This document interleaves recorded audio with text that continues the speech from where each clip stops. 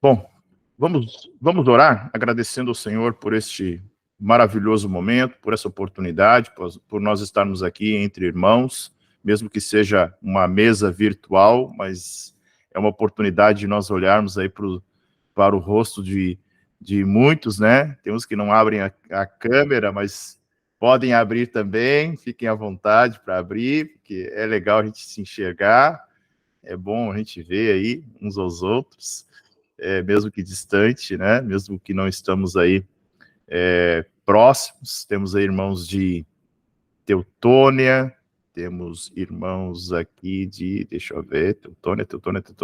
Temos irmãos de Brasília aí, né? Quem sabe logo, Lajadense. O irmão do Felipe está aqui, o Felipe compartilhou para que ele pudesse, né, acompanhar essa aula de hoje. Muito feliz por, mais uma vez, essa escola, ela é uma escola que o nome é muito, ela é muito importante para nós, porque ela fundamenta, né?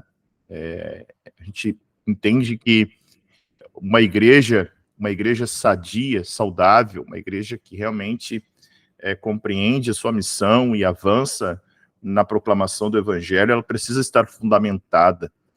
Então, a gente selecionou de forma muito a dedo, assim, cada uma das lições, e eu quero, né, neste momento, orar, agradecer pela vida de cada um dos irmãos, agradecer pela oportunidade de nós nos reunirmos, né?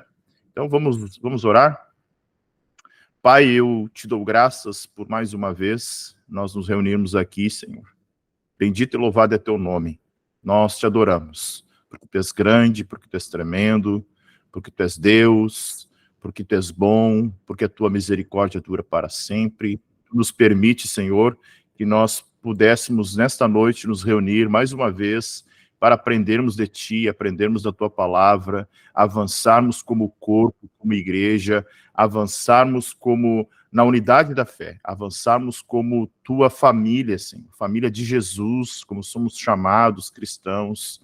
Muito obrigado pela vida de cada um dos irmãos, Senhor, que aqui está comigo, que dedicou, separou esse tempo desse dia para aprender, para discutir, para debater, para juntos aprendermos a tua palavra. Muito obrigado pela tua igreja, Senhor, tua igreja que tem se estruturado, que tem se fundamentado, sem vaidade, sem nenhum ego, mas queremos apenas proclamar o teu evangelho, proclamar a tua graça, proclamar as tuas verdades como teu corpo, até que tu venhas, Senhor. Queremos manifestar o teu reino como a tua embaixada aqui na terra. Muito obrigado, Senhor, por esta igreja, Senhor. Em nome de Jesus te dou graças. Esta igreja é tua, ela te pertence. Nós somos ovelhas do teu pastoreio. Então, nesta noite, nos pastoreia, Senhor, de acordo com a tua vontade e de acordo com a tua palavra, e que os nossos corações e mentes possam estar abertos para a tua verdade, em nome maravilhoso, no nome maravilhoso de Jesus. Amém. Amém, irmãos? Deixa eu compartilhar aqui a nossa tela. Está lá no grupo do WhatsApp, eu mandei nossa lição de número 8. A lição de número 8 abrange a igreja e as ordenanças, tá? Na verdade, esta lição, ela, na primeira turma, eram 2 lições, igreja uma e ordenanças outra, e aí a gente mudou, colocamos evangelismo ali como a 12ª disciplina, ampliando um pouquinho mais a escola de fundamentos. Então, o propósito hoje é a gente compreender, né? Parece que é óbvio, né, falar de igreja. Tão óbvio, todo mundo sabe o que é igreja. Todo mundo vive igreja e falar de igreja parece ser algo tão trivial para nós. Mas, às vezes, o óbvio precisa ser dito, né? E o óbvio nem sempre é óbvio para todo mundo. Então, a gente precisa ter esse entendimento, e o objetivo da escola de fundamentos também é isso, né? Nivelar a todos, apresentar o conceito que a palavra da vida tem e entende de cada um desses elementos, que muitas vezes pode, na maioria das vezes, né? Ainda mais quando nós temos um grupo muito heterogêneo e um grupo que passou aí por igrejas neopentecostais, é comum, tá? E aqui não estou querendo julgar, mas simplesmente dizer que a gente precisa equalizar, né? Compreender aquilo que nós, como Ministério Palavra da Vida, entendemos, e aí ajustar-nos e irmos caminhando naquilo que nós compreendemos como igreja e também dentro das ordenanças do Senhor. Tá? Vamos procurar ir até as 21h15, como a gente tem feito, encerramos 21h15, e aqueles irmãos que desejarem permanecer para tirar alguma dúvida, podem permanecer, tá? O propósito é encerramos a lição, quando eu apresentar o último slide, oramos, e aí os irmãos estão liberados, como a gente sempre faz. E aí, quem desejar questionar, fazer alguma pergunta, debater, estamos aí abertos. Claro, isso não impede de vocês levantarem a mão e também questionarem, né? Só que durante a aula que seja uma pergunta mais curta, né? Que sejam perguntas, não sejam debates. Os debates a gente deixa para depois, que se encerra justamente para não prender aqueles que só desejariam participar da lição, tá? Então, o primeiro ponto é o que é ser igreja, né? A igreja, e é muito interessante porque Paulo usa vários exemplos para exemplificar o que é a igreja. Ele chama a igreja de corpo, ele chama a igreja de lavoura, ele chama a igreja de edifício. Olha que coisa interessante, tudo isso na mesma carta, né? Ele vai chamar a igreja de corpo, dizendo, olha, enxergue um corpo, né? O corpo tem vários membros, cada um com a sua função, e cada membro só tem vida dentro do corpo. Um membro não vive fora do corpo. Você não vai ver um braço, né, dizendo eu sou o corpo. Você não vai ver um olho dizendo eu sou o corpo. Ele só é corpo quando ele está ligado, junto com todos os outros membros. Então, e Paulo vai dizer, se todos fossem um só membro, onde estaria o corpo? Então, isso é muito importante de nós quebrarmos alguns paradigmas, porque muitas vezes a gente confunde estrutura eclesiástica com membresia de corpo, com ser membro do corpo. Confundimos a igreja visível com a igreja invisível.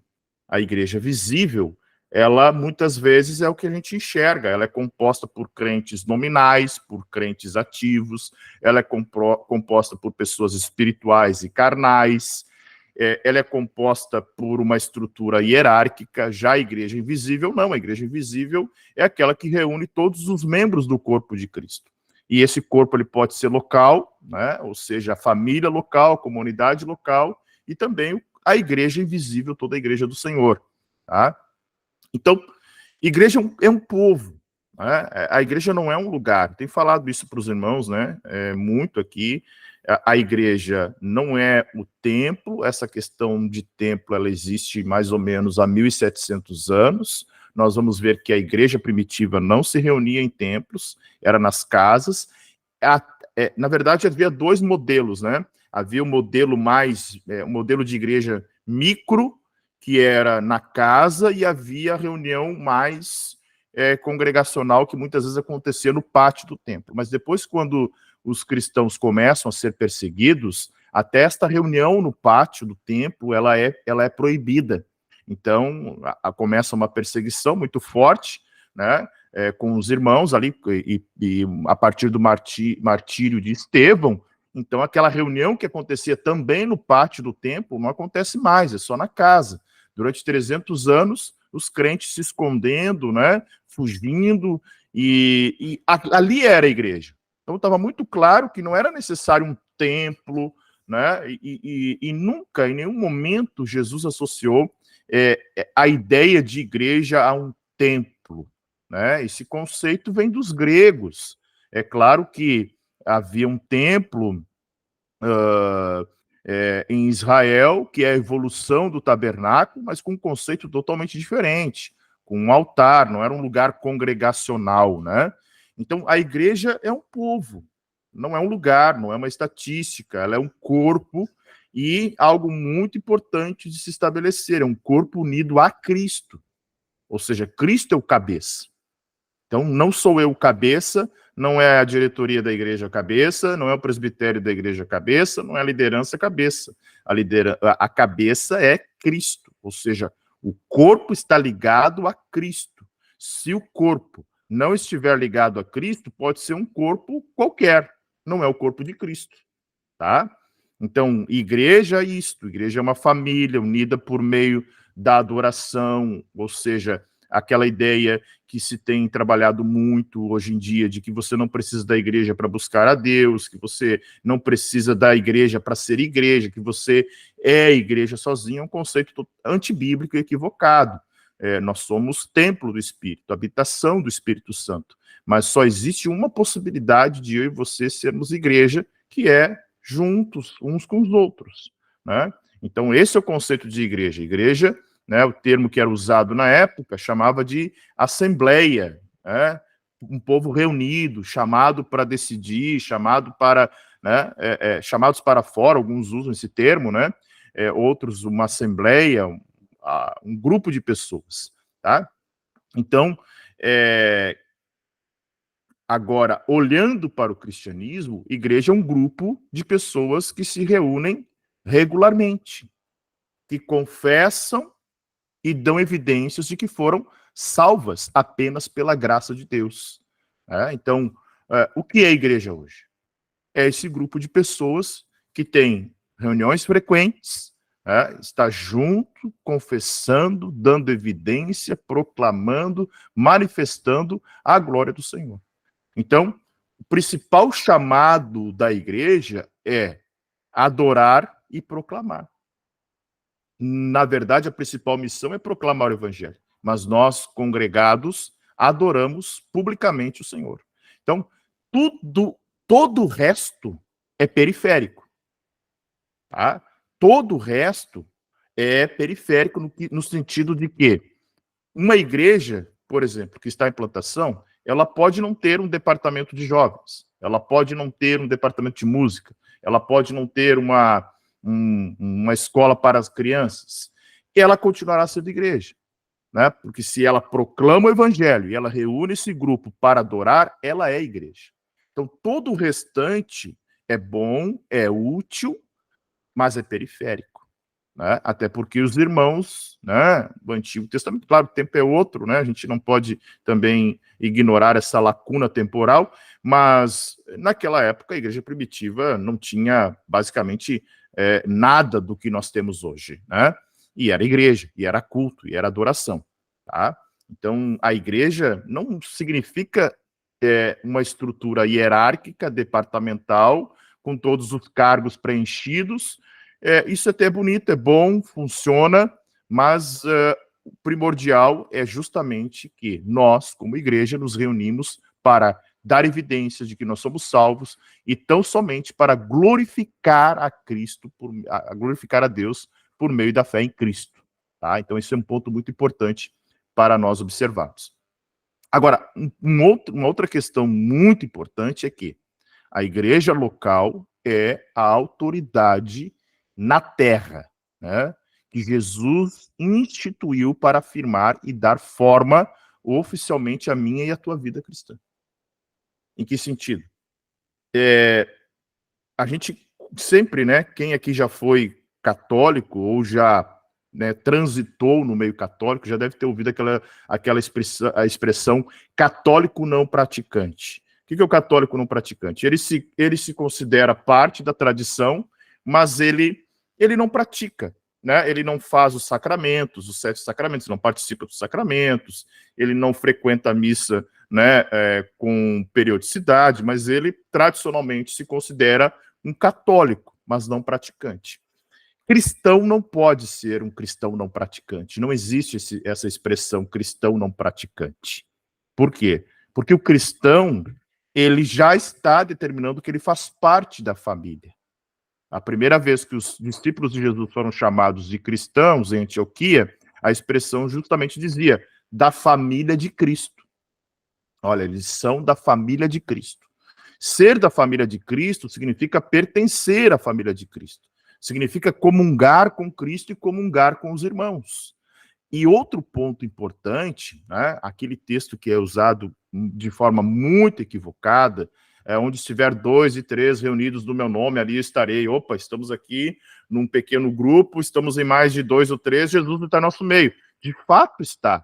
Mas aquele texto fala de algo muito importante, que são as chaves que a igreja tem de ligar e desligar as coisas na terra e no céu.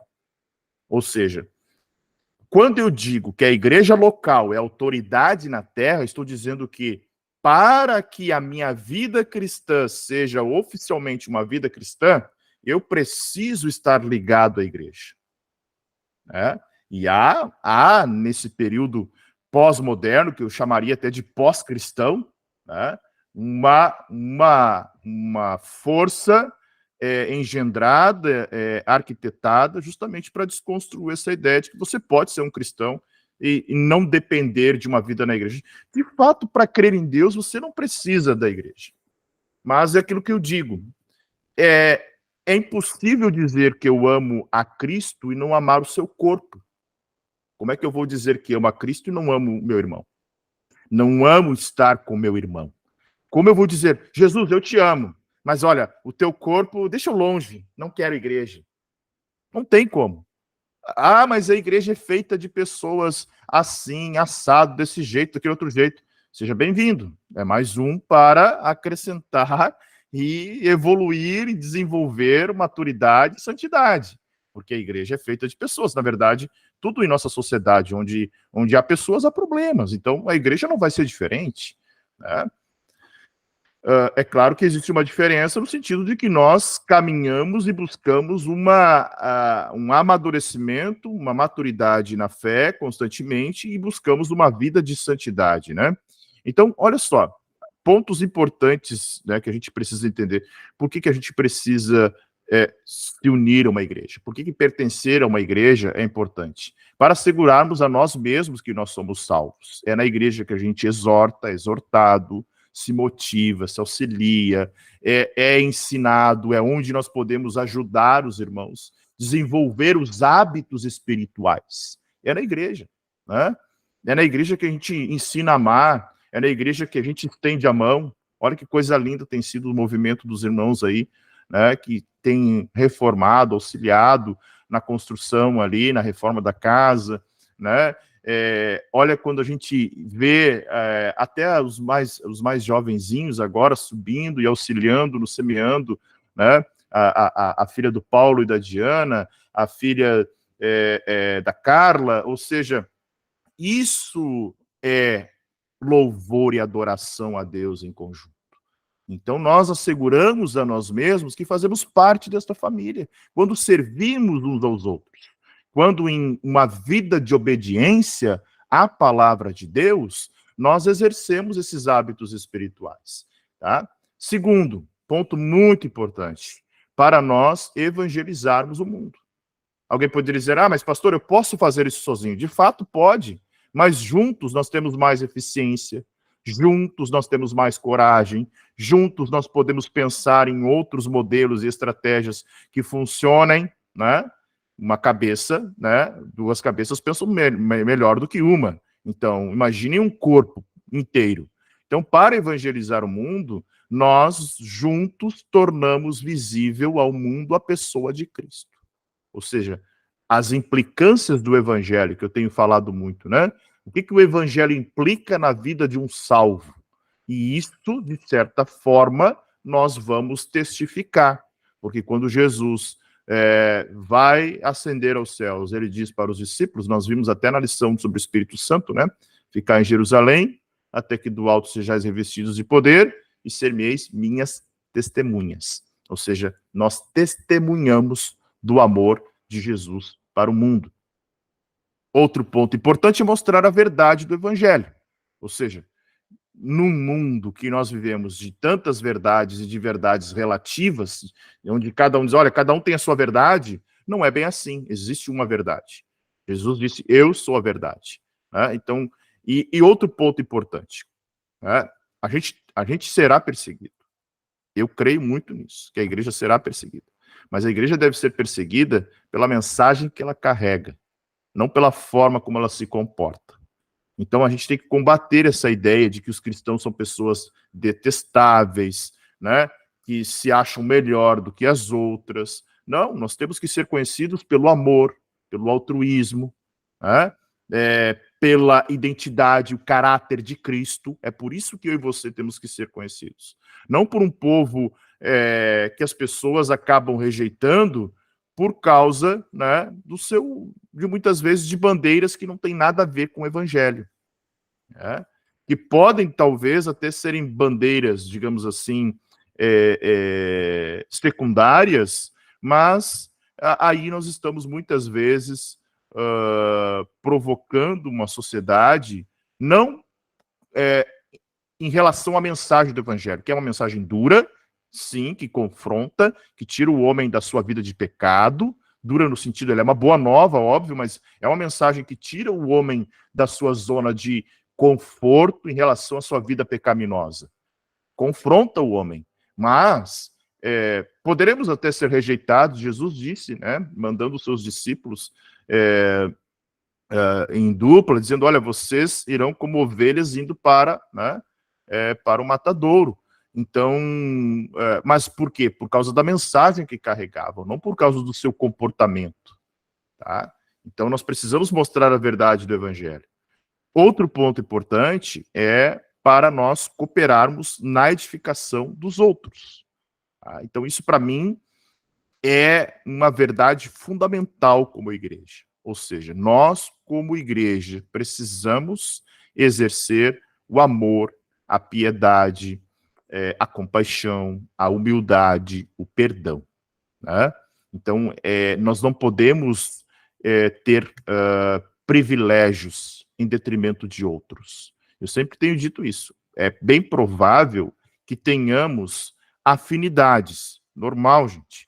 É normal ter afinidade, né? Devido a gostos, devido a cidade, devido a tantas coisas. É possível que haja afinidade. O que não pode haver é acepção de pessoas, por causa, né, de tantas coisas, de tantas variáveis, ou aquilo que muitas vezes é muito comum em lugares e ambientes eclesiásticos.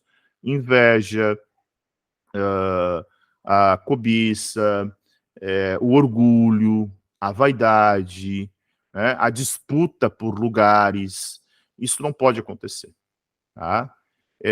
Na verdade, é difícil, né? Mas nós precisamos combater e nos policiar, porque isso, quando estas coisas surgem, mostram apenas os desejos carnais e os motivos carnais com que as pessoas fazem alguma coisa ou pertencem a alguma igreja. Então, nós precisamos entender que devemos servir uns aos outros. Aquilo que eu falei no Integra, né?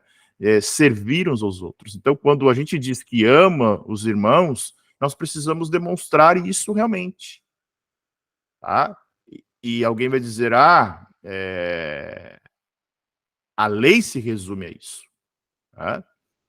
Toda a lei, o próprio Jesus diz, olha, se resume em amar a Deus sobre todas as coisas e amar o teu próximo como a ti mesmo. Então, amar o próximo é se interessar por ele. Né? É saber se está bem, é saber se não falta nada, é saber se não há nada que nós possamos fazer, se há alguma coisa que nós possamos fazer para mudar a realidade do irmão. Né? Isso é senso de comunidade, porque o contrário disso é egoísmo. O contrário disso não é vida no corpo. O contrário disso, quando eu só vejo na igreja um local para retirar, né, um local para buscar, um local para ser servido, o nosso conceito de corpo e de comunidade está equivocado. Né? Psicólogos já falam aquilo que a Bíblia fala há mais de 2000 anos. Ou seja, melhor é dar do que receber. Né? A Bíblia fala isso, e os psicólogos estão, né, coaches e treinadores de equipes de liderança e tudo mais, então identificaram isso agora. Olha como isso é importante. Pô, mas a Bíblia já fala isso há muito tempo. Ou seja, quando nós estendemos a mão e mostramos o caráter de Cristo, nós cooperamos na edificação dos outros. Então, o verdadeiro interesse deve também ser os outros, a edificação dos outros, porque aí nós crescemos, nós avançamos em maturidade. Né? O corpo cresce saudável. Imagina um braço crescer mais do que o outro. uma perna crescer mais do que a outra. Então não há crescimento saudável. O corpo de Cristo precisa crescer de forma saudável, e isso acontece quando eu coopero para a edificação do outro. Quando eu não sirvo de pedra de tropeço para o outro, né? Quando eu realmente amo o outro, quando eu realmente me preocupo com o outro, não com interesses segundo as intenções ou outros interesses, né? Tá? Então a igreja é um lugar para desenvolver algumas habilidades espirituais, né? Amar, ser amado, edificar e ser edificado. Ou seja, quando eu digo edificar e ser edificado, escute bem o que eu vou dizer aqui. Um dos grandes problemas da igreja há uns 30 anos atrás era o excesso de disciplina. Quem é que é um crente mais, né, mais raiz vai lembrar, poxa, disciplinava-se, eu via na juventude moças sendo disciplinadas porque aparavam a ponta do cabelo. Eu não podia usar bermuda, né? Meu tio, que era presbítero na época, na Assembleia, disse, tu não pode mais jogar bola, tu não pode mais usar bermuda, tu não pode mais andar de skate. Tinha 13 anos, né? Então era um rigor muito grande. O que a igreja fez? Ela viu que ela estava num extremo, ela não conseguiu equilibrar, ela foi para o outro extremo. Hoje não se disciplina mais. Então, o que acontece? As pessoas vão vivem suas vidas, segundas, terceiras e quartas vidas, vão vivendo de qualquer jeito, ferem, machucam, magoam, né? Vivem uma vida não de um bom testemunho, e a igreja não exerce a disciplina. Então, ela foi de um extremo a outro. A disciplina é um ato de amor. Então, quando eu falo de edificação, de exortação, é importante entender que talvez as nossas experiências passadas podem nos remeter ao pastor está me disciplinando, o líder está me exortando, o presbítero está me disciplinando.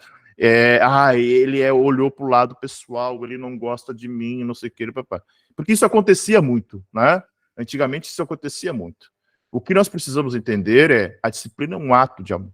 Na época, olha só, né, era muito no feeling de cada presbítero ou de cada líder. Aqueles mais rigorosos, poxa, o camarada bateu uma bola 6 meses sem tomar ceia. Cara, imagina, tu privar ele da mesa do Senhor porque no rigor dele, ele achou que aquilo era um pecado que deveria ser punido, né? Ele estava impedido de participar do corpo do Senhor. Talvez até arrependido por ter desobedecido, tudo bem, passado, ok. E aí se criou essa ideia, né, de que se disciplinar tirava a pessoa da comunhão, né? É como se tu arrancasse olha, pecou, arranca a mão, bota ela lá congela essa mão, e o dia que ela passar a penitência dela, reconecta o corpo, poxa, né? Vai estar podre. Né? Não, provavelmente ela não vai ter mais a mesma função. Então, a disciplina, ela acontece como? Na vida cotidiana, no discipulado, e muitas vezes não precisa nem ser escancarado. Tem pessoas que estão sendo disciplinadas na igreja que ninguém sabe. Ou seja, porque a disciplina não é aquele negócio, agora o irmão vem na frente, diz, pede perdão para a igreja, daí o camarada é lá, a igreja me perdoa, eu pequei, peço perdão para a igreja. Daí o pastor olhava para a igreja, vocês perdoam o irmão? Sim, a igreja levantava a mão, então tá perdoado, voltou para a comunhão. Não, daí a gente volta para o modelo do Antigo Testamento, né, que era uma adoração externa, mas muitas vezes o coração poderia estar totalmente distante. Então, na verdade, o arrependimento quem mostra é o próprio discípulo, na medida que ele gera fruto de arrependimento. Tá? Então, essa ideia de disciplina, de edificação, é para que o corpo não adoeça. Imagine o seguinte, eu gosto de usar um exemplo. Né? A disciplina é um remédio para que o corpo inteiro não adoeça. Né? Você tem um membro doente, você usa um remédio específico para aquele membro do corpo. É cabeça, é olho, é ouvido que está doendo, vai lá e aplica um remédio específico. Agora, se você não curar, o que acontece? O corpo inteiro pode ser afetado. Assim é a disciplina. Então, quando você ignora uma enfermidade que está no corpo, essa enfermidade pode tomar conta do corpo inteiro. Tá? Ok? Mais um ponto. Para glorificar a Deus, a gente se une a uma igreja. Né? O texto de Mateus 5,16 é formidável. Jesus diz ali no Sermão do Monte o seguinte: assim brilhe também a vossa luz diante dos homens, para que vejam as vossas boas obras e glorifiquem a vosso Pai que está no céu. Então, tudo que nós realizamos como igreja é para glorificar a Deus. Então, tudo, desde a abertura do portão, das atividades durante a semana, as atividades externas, tudo que nós fazemos, tudo que nós realizarmos, precisa ser para a glória de Deus, precisa glorificar o nome do Senhor. Tá? Daí eu lembro daquele texto que eu também compartilhei no Integra, 1 Coríntios 15:58, né? Sejam firmes e constantes, sempre abundantes, sabendo que no Senhor o vosso trabalho não é em vão. Então, tudo que nós realizamos no Senhor não é em vão. Né? E aí, algumas coisas daquilo que a gente enxerga como ser membro da igreja, né? Então, um membro da igreja, ele participa, tem coisas bem básicas que ele precisa executar. É claro que o membro da igreja, dessa igreja, ele precisa se envolver com o evangelismo, ele precisa se envolver com oração, ele precisa se envolver com, não com um ativismo, mas com uma vida saudável, de hábitos saudáveis.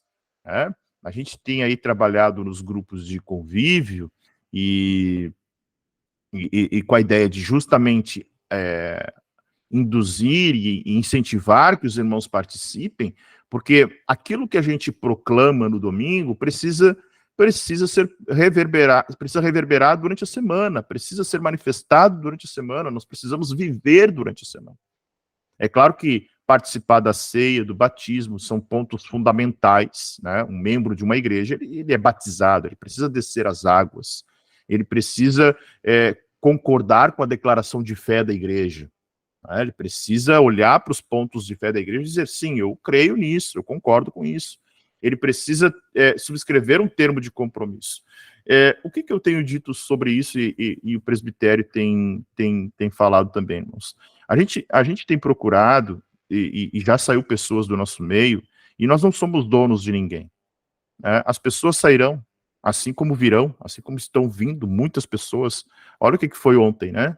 Por pouco que a gente não tem que ficar de pé, alguns ali, né?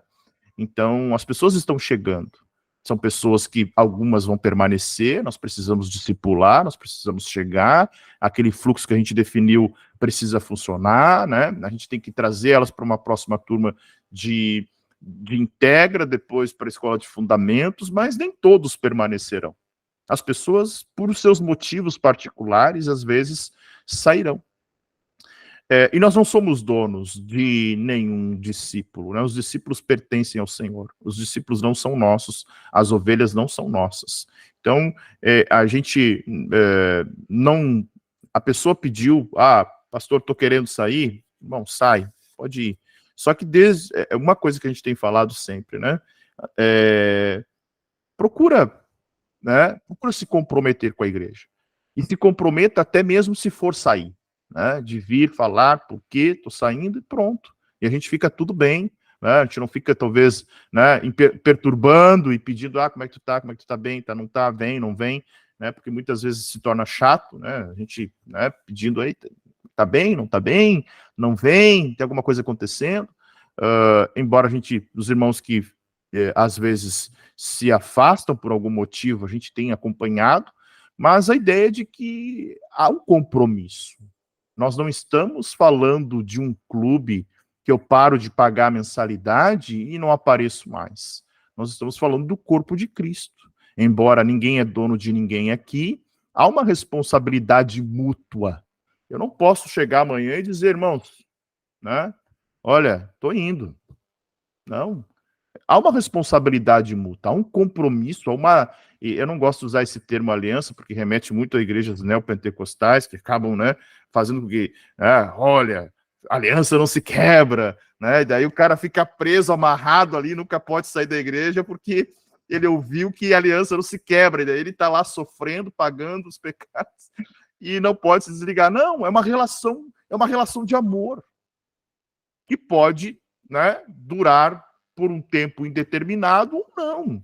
A gente não sabe, mas o que a gente tem a certeza é que o Senhor é dono desta obra. Então a gente se compromete com essa obra, né? Com a igreja, com os irmãos. Eu estou comprometido não com o CNPJ da Palavra da Vida, estou comprometido com cada pessoa que faz parte desta igreja. Há um comprometimento da minha parte e há um comprometimento de muitos irmãos que se dedicam, né, que trabalham, que se voluntariam. A gente se voluntaria nisso, né? Então, só que esses slides pertenciam à Integra, daí como alguns deles, né? Principalmente esses de direitos aqui e deveres. E aí, como o Integra agora mudou, a gente trouxe para dentro de algumas lições e distribuímos. Então, por exemplo, um membro, ele precisa ser cuidado. Né? Pertencer à igreja significa pertencer a um cuidado, a um rebanho. E ponto importante, né? Esta metáfora de pastor e ovelha, é claro que ninguém é ovelha aqui, né? Nós somos seres humanos, tá? Mas é uma metáfora de cuidado, de amor, de zelo. É isso que a metáfora pastor e ovelha tem. Então, os membros da igreja possuem direitos, né? A gente tem discutido muito, por exemplo, de questões que a gente fazia antes, como apresentação de crianças. Né? Era aberto, a pessoa que chegava, a gente apresentava, com a ideia de trazer a pessoa para dentro da igreja, né? Mas aí a gente começou, até não está muito definido isso ainda, o pastor Tiago levantou um tempo atrás, quando a igreja era lá no alto do parque, todo mundo que chegava e dizia, olha, quero apresentar meu filho. A gente fazia, justamente com a ideia de trazer a pessoa para dentro da igreja. Eu começo a me questionar até que ponto isso é bom, né? Porque realmente a pessoa, ela tem certeza, ela entende o que ela está fazendo. Então são questões bem simples que a gente ainda não se debruçou, porque tem outras prioridades, mas é algo que a gente precisa discutir. A gente continua mantendo esse modelo de apresentar o filho de qualquer pessoa ou somente dos membros da igreja, né? E aí outras coisas como o uso do local ali da igreja, né? Muitas pessoas a gente tem feito ali, já foi feito vários aniversários, ou seja, dá para usar, né? É um lugar que, por exemplo, mas é o templo. Não, de novo, a igreja somos nós. É claro que a gente tem que, no momento do culto, é um momento sagrado, mas ele é um local que a gente pode utilizar, né, para uma reunião, para uma questão familiar ali. Olha, quero fazer um aniversário. Né? Já teve casos aqui de irmãos que usaram a igreja para fazer o aniversário. Esse final de semana foi feito um chá de fralda lá. Então não tem problema. Né? E principalmente ser assistido espiritualmente e aconselhado pastoralmente. Então existe um corpo ministerial de presbíteros que está à disposição justamente para aconselhar, para assistir, para acompanhar, para discipular, porque isso, assim nós crescemos. Tá? Até a ideia de quando a gente fala de aconselhamento, a gente entende muito bem que aconselhamento é um ministério. Então, ou seja, não é para ficar ouvindo da vida do irmão e falando da vida do irmão para outro. Não. O aconselhamento aqui é para cuidar mesmo, sabe? O que vem aqui, fica aqui, óbvio, né? E deixo muito claro aqui para todos, né? Nós estamos aqui com a ideia de tratar pessoas que são crentes.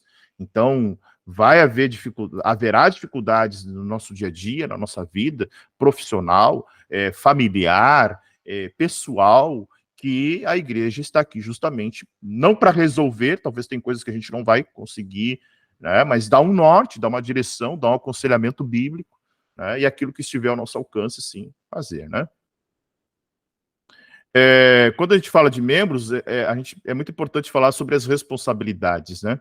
Então, assistir culto regularmente, participar da ceia do Senhor.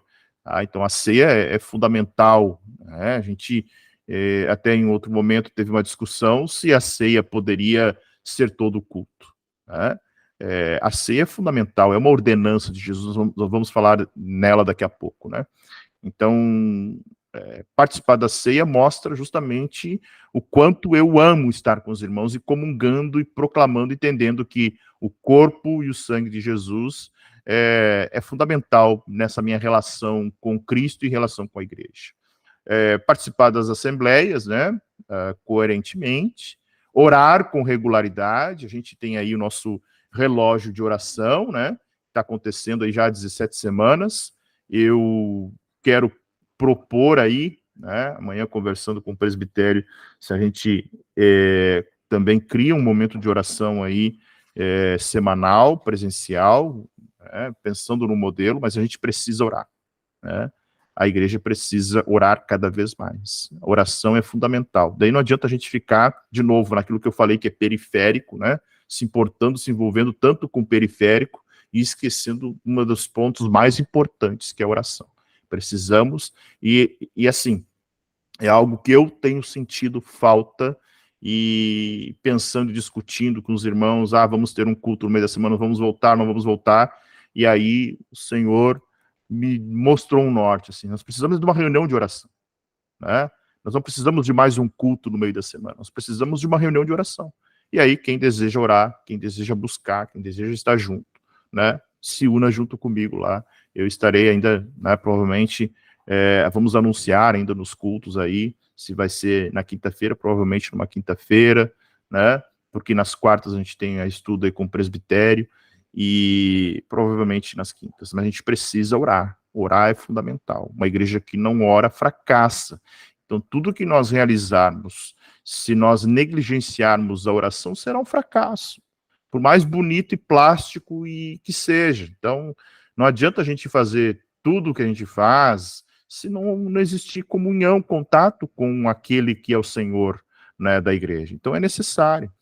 Contribuir com regularidade, isso é um ponto muito importante, no sentido de que, irmãos, vocês já devem ter percebido, né, alguns aqui sabem com mais clareza, outros não, nós não temos nome nos nossos envelopes, nós não sabemos quem, por exemplo, se alguém ontem dizimou, eu não sei quem dizimou, né? Entre a liderança, a gente tem um compromisso, tá? Isso talvez poucos saibam. Entre a liderança, a gente tem um compromisso, os irmãos estabeleceram um valor, até para que a igreja consiga fazer um orçamento. Né? Para vocês terem uma ideia, a igreja tem 2 anos e meio. Praticamente 2 anos a igreja operou no negativo. Né? Então agora, depois que a gente instituiu esse modelo de comprometimento, a igreja conseguiu todo mês fechar no azul. E quem sabe, no final do ano que vem, ou daqui a 2 anos, a gente não compra um terreno, não tem o nosso lugar, né? Porque organização faz isso, né? A gente consegue se organizar desta forma. Então, há um comprometimento de contribuir com regularidade, de novo, né? Não tem primícia, não tem faca no pescoço, não tem sacrifício, nada disso. Oferte, dizime com regularidade, porque isso faz com que eu tenha senso de comunidade também. Olha a importância disso. Né? Porque a gente sabe que Deus não precisa do nosso dinheiro. Mas a igreja local precisa. Queremos fazer tal coisa. É dinheiro. Né? Quer botar ar-condicionado. É dinheiro. Quer mudar o púlpito de lugar. É dinheiro. Né? Tudo é dinheiro. Tudo envolve dinheiro. Ninguém faz nada de graça hoje. Né? Não é porque é a igreja que alguém vai fazer de graça. Pelo contrário. Né? Cobram bem da igreja. Então, a igreja precisa ter recursos para fazer as coisas. Né? Então, quando um membro contribui, dizima com regularidade, ele está dizendo, eu entendi o compromisso com o corpo e eu não estou sendo egoísta. Né? Eu estou fazendo a minha parte. Porque imaginem, se todo mundo pensar, a minha parte é pouquinho. Se todo mundo pensar assim, no final do mês, a gente fecha no negativo. Então, é o pouco de cada um que faz a coisa funcionar. Né? E, de novo, de forma alegre, de forma espontânea e, principalmente, como uma adoração ao Senhor. Tá? Então, se a igreja é um edifício, como Paulo diz, nós somos os tijolos que constituem esse edifício. Né? Se a igreja é o corpo, como ele diz, nós somos os membros. Então, se a igreja é uma família da fé, como nós descrevemos a nossa missão como igreja, nós somos partes desta família. Cada um de nós pertence a esta família. Tá? As ovelhas estão no rebanho, né? Ou seja, nós pertencemos ao rebanho de Jesus. E os ramos na videira, né? Então, somos membros da igreja do Senhor que se reúne visivelmente, tá? Bom, alguma dúvida até aqui? Alguma contribuição até aqui? A gente vai para a segunda parte. Se tiver, é só levantar a mão aí, ou abrir o microfone. Se alguém tem alguma contribuição para fazer nesse primeiro momento. Não? Bem, então a igreja, gente, é um organismo vivo, tá? Muito mais do que a estrutura, eclesiástica, do que a nossa doutrina, do que a nossa eclesiologia, tá? E essa igreja tem um papel que é proclamar o reino do Senhor. Então, o corpo é um organismo vivo. E aí, uma das ferramentas fundamentais para que a gente evolua nesse corpo é o que a gente chama de grupo de convívio, tá? Até o GC, eu penso até mudar para grupo de cultivo, né? É o cultivar o amor, cultivar o relacionamento, a comunhão, a palavra, mas enfim. Então, qual a ideia do grupo de convívio, como alguns chamam de pequeno grupo, chamavam de célula, chamavam de grupo caseiro, né? É fazer da nossa casa a igreja, né? Ou seja, das relações acontecerem durante as semanas, né? Porque não é possível a gente viver um relacionamento vertical sem que esse relacionamento aconteça na horizontal com os irmãos, tá?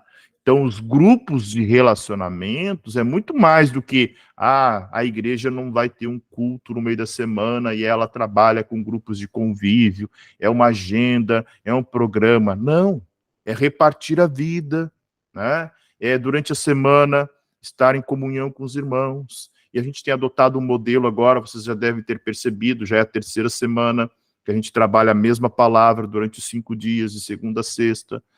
Hoje a gente está falando sobre vida no espírito, falamos sobre confiança, falamos sobre poder.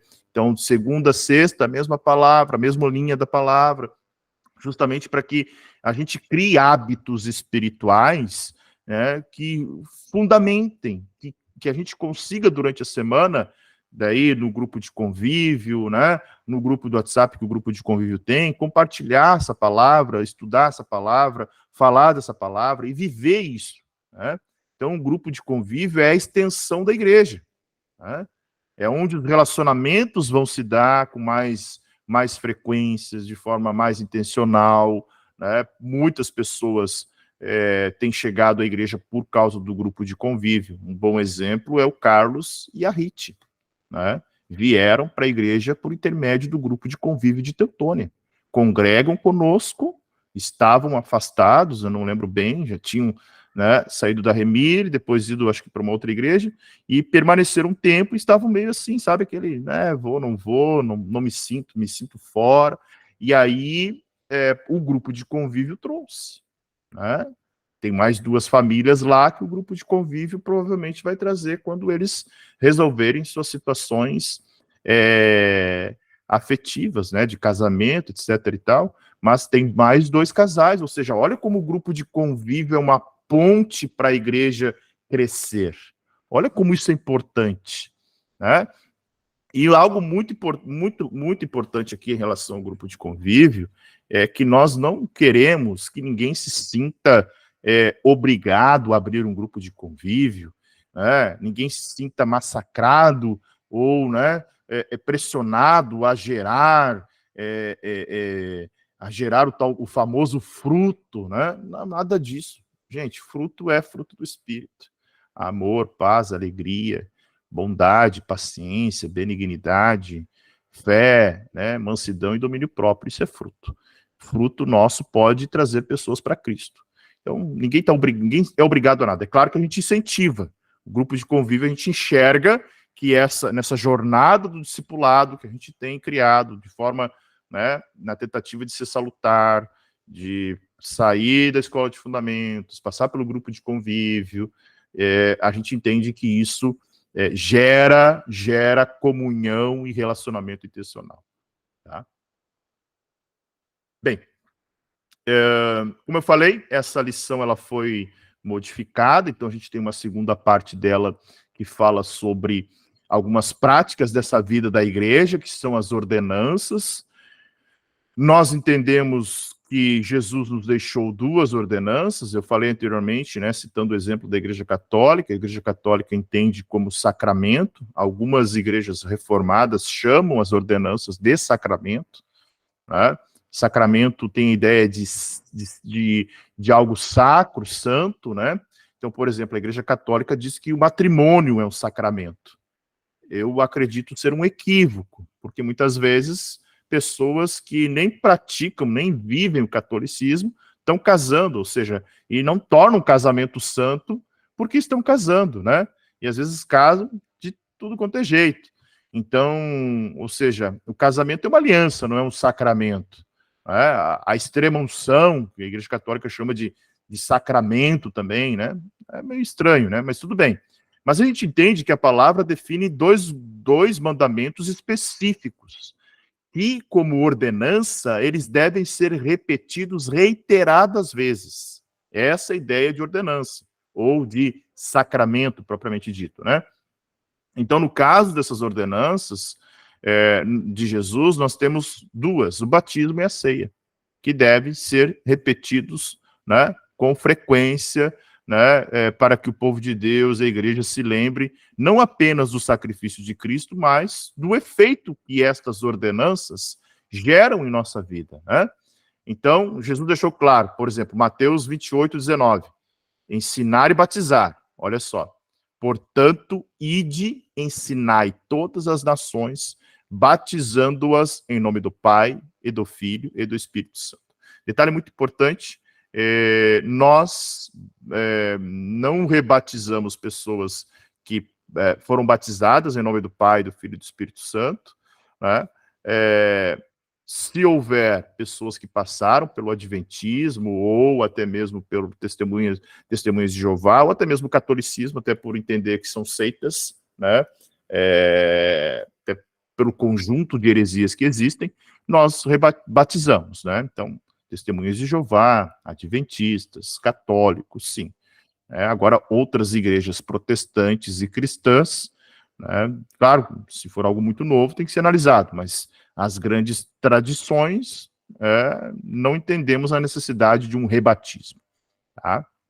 Já teve um caso aí de uma pessoa que foi batizada na Quadrangular um tempo atrás, e veio para a igreja porque queria ser batizada. E aí a gente teve que ter mas eu não entendia o batismo. Tudo bem, mas você se batizou, né? Não vejo a necessidade, daqui a pouco geraria uma brecha para a gente estar discutindo daqui a pouco qualquer tipo de rebatismo, né? Então, não. Mas, por exemplo, quando a gente fala da ceia, o próprio Jesus vai dizer em Mateus 26:29, olha, digo-vos que desde agora não beberei deste fruto da vide até aquele dia em que o beba de novo convosco no reino de meu Pai. E Paulo, né, vai em 1 Coríntios 11:23 mostrar, eu vos ensinei o que também recebi do Senhor, ou seja, ele recebeu do Senhor a importância de nós relembrarmos desta ordenança. Então, o Senhor Jesus fala ensinar. Então, ensinar exige uma ação mais efetiva, né? Enquanto que o batismo e a ceia se referem à participação do memorial da morte e ressurreição de Cristo. Então, o batismo e a ceia têm esses dois memoriais, né? E aí, é memorial por quê? Um ponto muito importante, uma das complicações que a reforma protestante discutiu era a ideia da transubstanciação, ou seja, a Igreja Católica dizia que os elementos se transformavam no corpo de Cristo, né? Que a hóstia virava a carne de Jesus, o corpo de Jesus, e o vinho virava o sangue de Jesus. Martinho Lutero vai discutir e dizer que era consubstanciação. Ele diz, não passa, mas espiritualmente é. Daí Calvino fala uma outra coisa, não, é um memorial, não, simboliza apenas. E aí as igrejas protestantes entendem dessa forma. né? O pão representa, simboliza, traz à memória o corpo de Cristo que foi sacrificado, que foi moído, e o vinho traz à memória o sangue de Jesus que foi derramado por nós. Né? E o batismo também fala de uma nova vida, né? Fala também de ressurreição. Então, o cumprimento dessas ordenanças precisa ser entendido da seguinte forma, tá?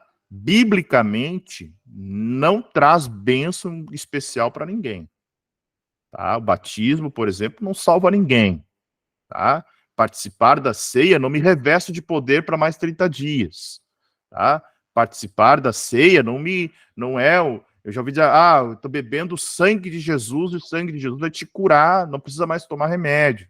Né? Não tem nenhum poder especial nisso. São memoriais. Né? Quando, por exemplo, Jesus fala em Marcos, quem crer e for batizado será salvo, mas quem não crer será condenado, Jesus coloca o batismo como um memorial, dizendo o seguinte, olha, se tu creres, por que não vai se batizar?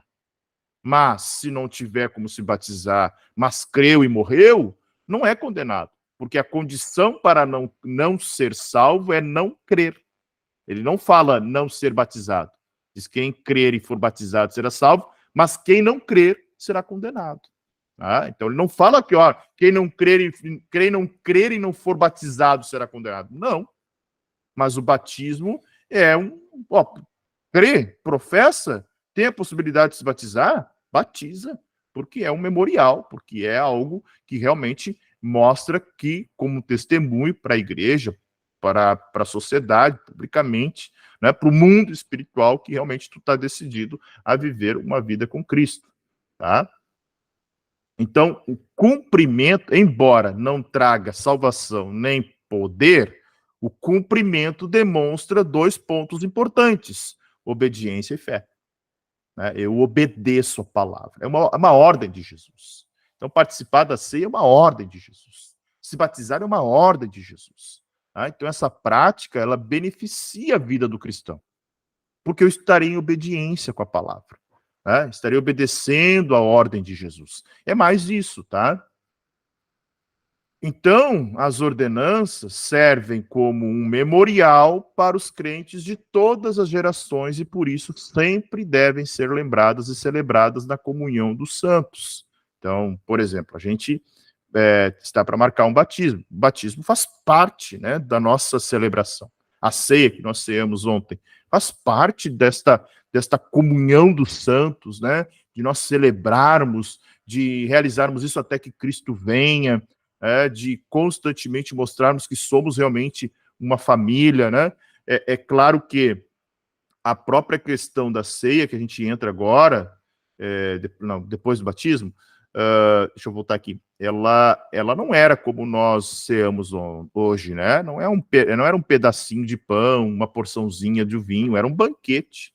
Os irmãos se reuniam num verdadeiro banquete de amor. Claro que, com o passar do tempo, a igreja, né, ela vai se aproximando do Estado, ali junto com Constantino, a ideia da Eucaristia, de ser algo que muitas vezes, por muito tempo, a Igreja Católica fez com que os membros não participassem nem da hóstia. Né? Hoje, por exemplo, claro, isso é uma questão até histórica, que só o padre, né, o sacerdote, participa do vinho, bebe o vinho, porque teve uma época que o vinho era escasso, em meio às guerras, e os padres, né, protegendo aí suas adegas aí, não queriam compartilhar o vinho com os fiéis, né? Então, criou-se o hábito de que somente eles bebiam vinho, né? Então, isso remete a questões da época de guerras e tal, né? Então, era difícil o fornecimento do vinho.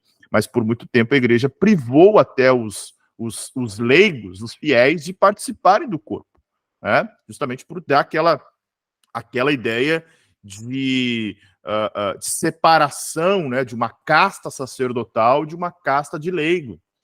Não. Ou seja, participar do corpo é uma ordem para todos os santos, todos os membros. Tá? Já o batismo, vamos falar um pouquinho só indo para a parte final aqui do batismo e da ceia, e aí depois a gente abre para perguntas também, né? O batismo, existem várias formas de batizar, né? Existe o batismo por aspersão, que é uma espécie de borrifar uma água na testa, né? Existe o batismo por imersão, que é o que nós praticamos, que é da onde vem a palavra baptizo, significa mergulhar, banhar, imergir, tá? E tem o batismo por infusão, né? Que é como se fosse derramar um pouco mais de água na cabeça, alguma coisa assim, né? Na pandemia se inventou outros tipos de batismo, né? Então, o pessoal teve gente se batizando em balde, né? Teve cada batismo aí que foi algo assim surpreendente. Mas a ideia do batismo é isso: banhar, mergulhar o velho homem e ele vem como um novo homem. E aí algo muito importante, né? Ou seja, a palavra da vida é credo batista. Ou seja, nós utilizamos o batismo para confissão dos pecados, né? Aquele que confessa é batizado. Existe um outro modelo chamado pedobatista, que é as igrejas que batizam recém-nascidos e crianças, com a ideia, né, de, desde o início, colocar essa criança no corpo de Cristo. Tá? Nós não cremos assim, cremos que o batismo é uma profissão de fé, né, justamente, que eu estou ali confessando que estou mortificando a velha natureza e estou nascendo para uma nova natureza. Isso chama-se credo batismo, tá? Então, justamente por isso, né? Porque em algumas igrejas, muitas vezes, o batismo vira um mero costume, né? Então, uma tradição batizar uma criança, por exemplo, né? E aí nada disso garante, né? Quantos aqui certamente foram batizados na Igreja Católica e não são mais católicos, né? Isso não garante que irá permanecer, tá? Então, algo bem interessante aqui a respeito do batismo, né? Tem um pré-requisito: arrependimento. Qual é a forma? Nossa, tá? Imersão. Qual é a fórmula? Em nome do Pai, do Filho e do Espírito Santo. E uma confissão, ou seja, da nossa fé em Jesus, crendo que ele é Filho de Deus, que Deus, que ele veio em carne, que ele morreu e que ele ressuscitou. Tá? Então, este é a nossa formulação do batismo como igreja Palavra da Vida. Não difere muito de igrejas, né, tradicionais, cristãs, protestantes, mas ela está bem definida, né? Então, uma aplicação prática do batismo ele não salva ninguém, gente. Batismo, ser batizado não é um salvo-conduto para viver uma vida de qualquer jeito, né? Não significa que eu não vou pecar mais, não significa que estou salvo, não é pelo batismo, mas os salvos se batizam. Para quê? Para confessar publicamente sua fé em Jesus Cristo. Tá? Bem, e aí o último tema de hoje é a ceia, né? Então a ceia teve sua origem na noite que Jesus fez sua última refeição. Olha que importante, era uma refeição. Tá? Então a ceia sempre foi uma refeição. Ao longo da história da igreja, que a igreja perde um pouco essa ideia de refeição, né? E vai diminuindo esse modelo, até porque a igreja passa de ser igrejas nos lares, de igreja pequena, para uma igreja congregacional maior. E aí, né, digamos assim, essa logística da igreja acabou se tornando mais complicada. Então, quando tem 20, 30 pessoas numa comunidade, fácil fazer um banquete. Quando tem 200, 300, né, 500, 3.000, como tinha, aí se torna difícil. Né? Mas era um momento de comunhão. Tanto é que foi nesse momento que Jesus lavou os pés dos discípulos e transmitiu as recomendações finais para que o evangelho fosse, então, proclamado, né? Então, a celebração da ceia, e olha como ela é importante, essa reunião da ceia, né? Ela representa a nossa continuidade da nossa comunhão com o Salvador, tá? Ou seja, nós permanecemos, nós estamos em comunhão, fazemos parte do corpo dele, né? Ele mesmo disse, ó, tem que comer da minha carne e beber do meu sangue, óbvio que era metaforicamente falando, né? Jesus estava falando de metáfora, mas estava dizendo, olha, quem tem comunhão comigo, tem parte comigo. A ceia representa bem essa questão do sacrifício de Jesus por nossos pecados, né?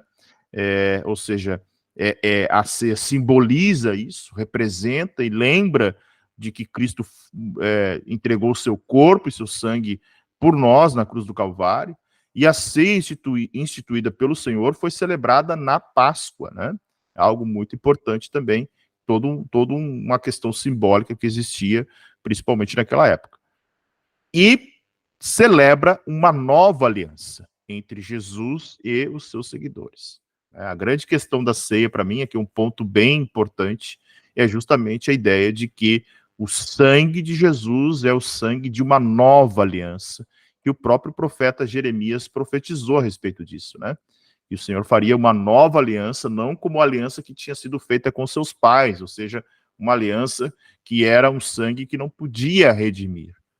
E não era o problema da aliança, o problema era quem estava, né, do outro lado da aliança. Mas, enfim, a ideia aqui é justamente que o sangue de Jesus, então,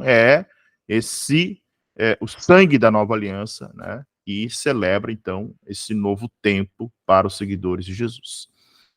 É também a manifestação da fé em Cristo e na sua segunda vinda, porque Paulo vai dizer, né, anunciais a morte do Senhor até que ele venha. Então, muito mais do que um memorial, a ceia é uma manifestação de que nós, como igreja, cremos na segunda vinda de Jesus. Né? Celebraremos a ceia até que ele venha. Tá? E é um momento de gratidão. Né? Jesus diz, né? Jesus agradeceu. Paulo também fala isso, tendo dado graças, ou partiu. Ou seja, mostrando que Deus é um Deus de provisão, é um Deus de sustento, ele sustenta tudo e a todos, e a ceia mostra justamente isso. Ela é uma celebração que mostra que Deus tem nos sustentado como seu povo, como sua igreja. Então, de todos os momentos que nós temos para agradecer, esse é um momento sublime que a igreja se reúne como corpo, justamente para demonstrar o seu momento de gratidão. Tá? Como eu falei anteriormente, o pão e vinho não mudam sua forma, tá? Para se tornarem como a Igreja Católica cria em se tornar literalmente a carne e o sangue de Jesus. Isso se chama transubstanciação. Tá? Nós cremos no memorial, simboliza. Né? Simboliza. É claro que Paulo vai falar, né, participe da ceia discernindo o corpo de Cristo, ou seja, a ideia de discernir de não participar de forma leviana. Tá? Eu sempre vi pessoas dizendo, participou, não participe, né?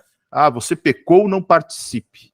É algo meio estranho, se a pessoa se arrependeu, né? Se ela confessou o pecado, deixou o pecado, se arrependeu do seu pecado, por que ela não vai participar? Né? Agora, a ideia de não discernir o corpo é justamente de blasfemar, né? Ser um pecador deliberado, né? E não dar a devida importância para este momento, não considerar a importância desse momento, né? Que foi o sacrifício de Jesus. Não é simplesmente uma celebração da igreja, né?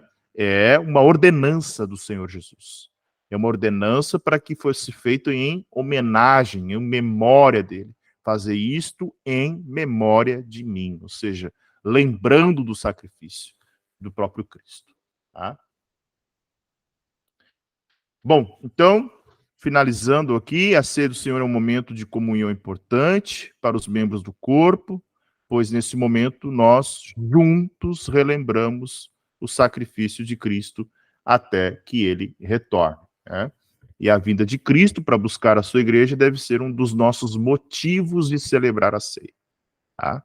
Anunciando até que ele venha. Até para os novos membros, para as pessoas que estão chegando, para aqueles que estão se acomodando, né, conhecendo. Ou seja, a ceia celebra um dos pontos mais importantes da nossa fé, que é a ressurreição e a confiança de que Cristo retornará por uma segunda vez. Né? E, claro, a certeza que, justamente, que a volta do Senhor se aproxima cada vez mais. Certo? Alguma consideração? Nossa próxima lição é... Deixa eu ver aqui. Muito legal. Sobre o culto público, o culto cristão, né? Depois temos mordomia, a vida cristã e o evangelismo. Tá? E aí, alguém quer comentar, alguém quer falar, alguém quer perguntar, alguém quer colocar um ponto? Fiquem à vontade aí, irmãos.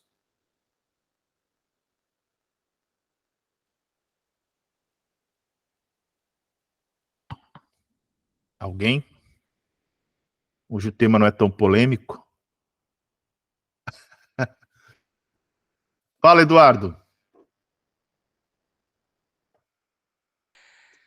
Tá. A igreja que eu tava, assim, eu me batizei 2 vezes, porque disseram... 3, na verdade. Já pode pedir música.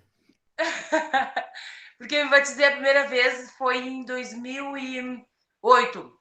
A primeira vez que a gente se batizou no Rio, né? E aí depois, quando eu congreguei aí nessa última, disseram que eu não tinha sido batizada no Espírito e falaram um monte de coisa. Daí eu, me batizei de novo. Aí depois fizemos um mergulho lá que tinha que de 7 mergulhos de Namã, que tinha que mergulhar 7 vezes na água. Eu me afoguei. E aí a Santa Ceia também me ensinaram que eu poderia ceiar todos os domingos, que é normal. Eu não entendi, daí eu não entendo. É normal ceiar todo domingo? Bom, essa questão de cear todos os domingos não tem problema, tá? Eu não vejo problema. A igreja primitiva, toda vez que ela se reunia, ela ceava, né? Se criou um hábito nas igrejas protestantes, mas pela questão de preparo, de logística, do culto solene, né? Algo nesse sentido. Mas não há nenhum problema em cear todos os domingos. Agora, os batismos, sim. Isso tem alguma coisa equivocada, porque o batismo mostra a tua confissão. É claro, tem algum mal? Não, não há mal. O que não vai acarretar nenhum problema. O que mais mostra é talvez uma confissão de fé e uma doutrina fragilizada da parte da igreja de ensinar os membros que eles precisam se rebatizar a todo momento. Não há biblicamente falando, nenhuma evidência de que os discípulos, os apóstolos faziam isso, né? Era um batismo, há um só batismo, diz o texto, né? Um só batismo. Né? Efésios capítulo 4, a partir do verso 1, vai falar disso. Há um só batismo. Então, justamente a ideia de que não há necessidade de nós ficarmos rebatizando, tá? Mostra mais, acarreta mais de uma doutrina fragilizada que pode trazer muita confusão para os membros do que alguma coisa para a tua vida, né? Agora, da ceia não há mal nenhum. A gente até esses dias levantou no presbitério, eu fui voto vencido, mas por enquanto, quem sabe um dia a gente mude. Mas eu particularmente gostaria de cear todos os domingos. Eu, Anderson, particularmente, gostaria de cear todos os domingos, porque estou anunciando que Cristo retornará, né? Tudo aquilo que a gente falou agora a respeito da ceia, né? Então, eu acho isso muito importante. Mas, enfim, cada igreja a maioria das igrejas celebra uma vez ao mês. A maioria, boa parte das igrejas, uma vez ao mês. Não, até então eu pergunto sobre o batismo, né? Porque eu podia ter debatido com alguém, né? Uma coisa que eu não sabia, tipo, até rirem de mim, pessoas, mas você te batizou 13, como? Eu não sabia? Uhum. Obrigado. Não, agora já sabe. Alguém quer colocar mais alguma coisa? Ou a gente pode encerrar aqui para que os irmãos também se liberem, se alguém quiser ficar para fazer alguma pergunta, né, ou alguma observação. Se não tem, ninguém quer contribuir com mais alguma... Fala, pastor Thiago. Tem que ser o batismo no rio, né? Porque na piscina tu vai mergulhar nos pecados dos irmãos que se batizaram antes, né? Tem muitos que falavam isso, né? Eu entendo ali a questão da irmã também, a gente escutou muito disso também, né? Essas crendices, né? Sem cabimento nenhum, né? Essa ideia de... tem gente que acha que batismo em tanque batismal ou piscina não vale, tem que ser no rio, né? De novo, né, gente? Não tem... Imaginem cidades que não tem rio.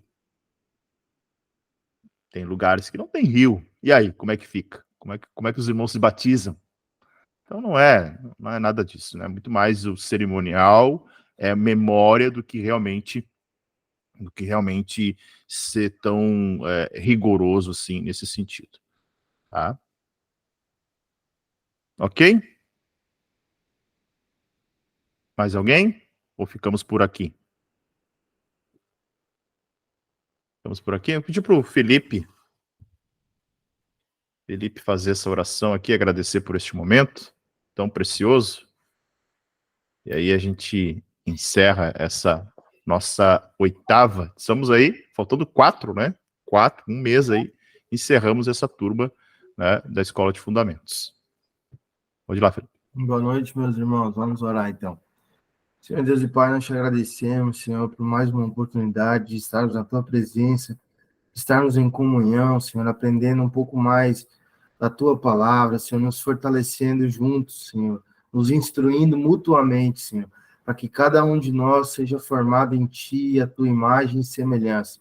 Nós te agradecemos, te pedimos a Tua bênção especial a cada irmão, Senhor, que essa palavra possa ficar gravada no nosso coração, e que nós sejamos cada dia mais parecidos contigo, Senhor.